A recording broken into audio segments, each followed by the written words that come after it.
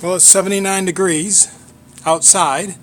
It's 260 degrees inside the oven.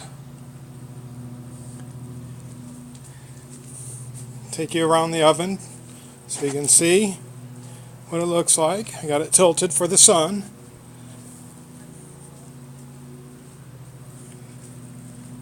Alright, so what we're going to do now is make some Jell-O with it. So I'm going to open up the glass. It's incredibly hot. And you can see the water just bubbling.